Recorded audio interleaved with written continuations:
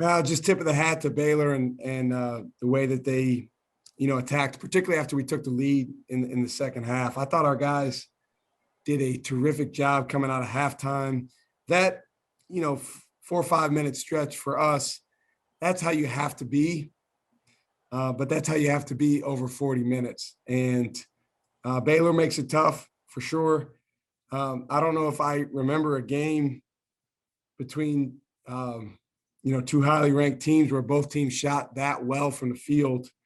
But obviously, a big difference there is that we turned the ball over 17 times and we were 3 for 14 from the foul line. So you just can't have those two things in addition to some of the defensive breakdowns we had.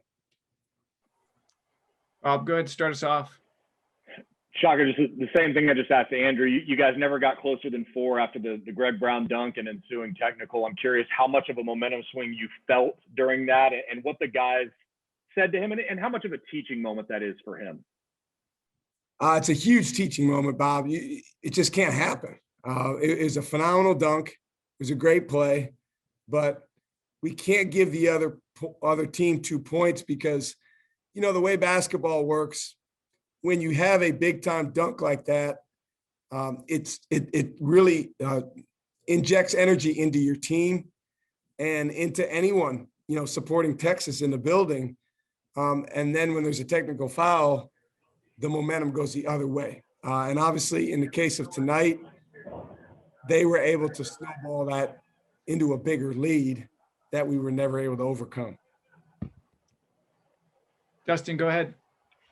Defensively, Shaka, what does Baylor do that makes them so hard? It seems like around the perimeter, they're just so good using those ball screens and things like that. And what do you think that next step is for you guys defensively to get back to that kind of elite level of Andrew seemed really frustrated with. He felt like the offense was okay, but the defense just wasn't up to par for you guys. Yeah, not even close.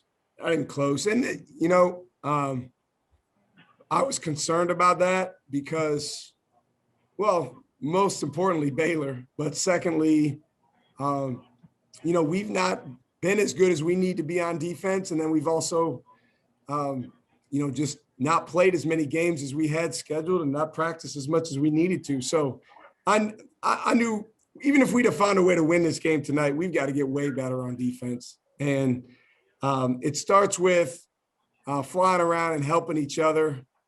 Baylor, you ask what they do. I mean, they obviously they run good stuff and spread you around, but more than anything, it was Mitchell and Butler tonight just making big time plays. And then they, as a team, their shot making was incredible. Now, on our part, there's a lot of things that we can do better.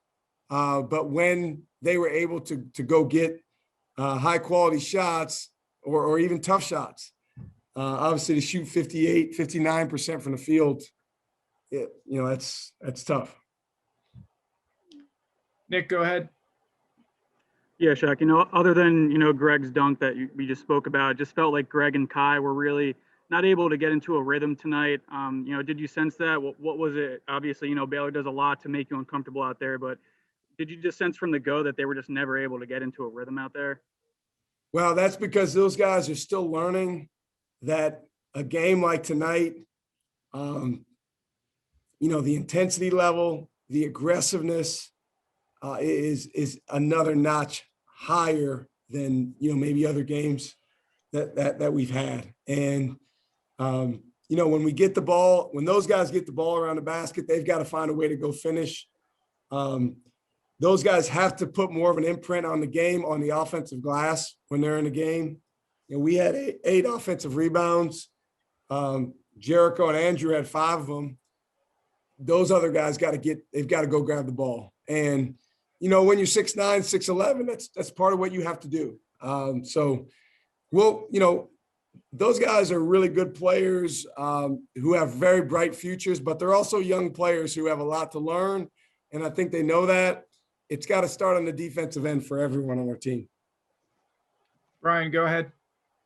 Shaka, to go back to the defense, how would you describe specifically your on-ball defense tonight?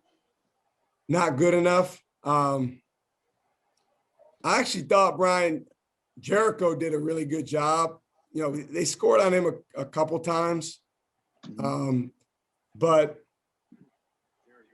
you know, Matt Coleman, not good enough. Andrew Jones needs to be better on defense. Greg needs to be better. You know, we need to guard the ball better. We'll go look at the tape, and you know, not all games are created equally. We have a stat, Brian, called, you know, that we call points against, and we do it per minute. And so if you're below a certain number points against per minute, you're in what we call orange. And if you're above that number, you're in red. So you want to be in orange. Now, again, when you're playing against Baylor and the guys they have, it's a lot tougher to be in the orange than it is maybe a lesser team. But we had too many guys in the red tonight. And I thought even off the ball, at times we overhelped creating opportunities for the next guy for them. And they did a good job taking advantage of it. Cedric, go ahead. Shaka, last year I asked you about Mitchell and Butler. You were like, they're like football players playing basketball. You love the physicality of those guys. What were they able to do against Matt? They just seemed to overwhelm him with their traps, and they forced him into some uncharacteristic turnovers. Yeah, they really played with an aggressiveness and assertiveness against Matt. You know, you can tell that they relish the opportunity to do that to other guards. And you're exactly right. I mean, obviously we've played against those guys in the past, but just seeing them before the game, Cedric, I went out there, you know, everyone's warming up. Man, these guys are big. They're bigger. They're bigger than last year. Yeah. But,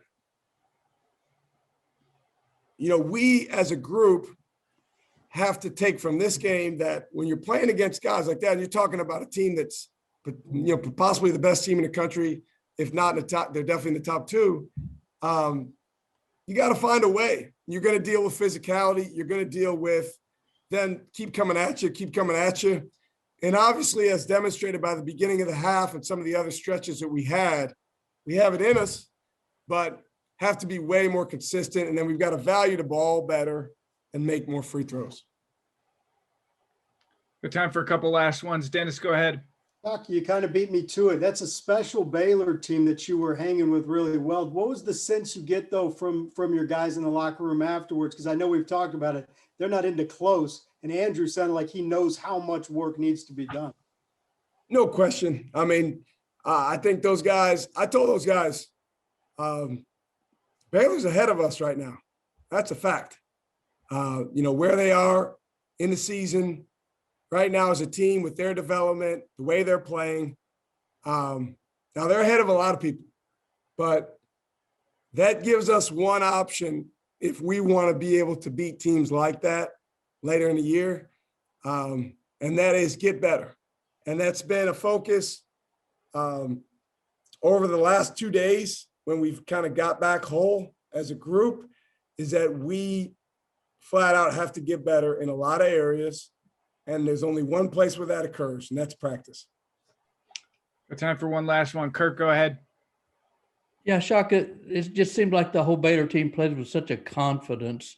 You were talking about relish and matching up with other guards, and they play with that confidence like 40 minutes. I don't know, is that an intimidating type thing if you don't have that same confidence? Well, it's one of those things, Kirk, that I know as a coach, I don't want to speak for the players, but you know that they're not going to get rattled. You know that, you know, another word for confidence is poise. And so even when, you know, they're up 7 to start the half and, you know, we go on a run to come out of halftime, you know that, okay, we took a lead. They're coming. And we just didn't have enough, you know, toughness, to be honest, in a lot of ways to withstand that. Now, if we withstand that a little bit better, it's a closer game. Even then, you know, you're going to have to fight tooth and nail like you said, for 40 minutes against the team. You know, whoever beat a team like this, you just flat out have to be poised and tough and gritty, and you got to have some things go your way over the course of 40 minutes. Thanks, Shaka. Appreciate the time. Thank you, guys.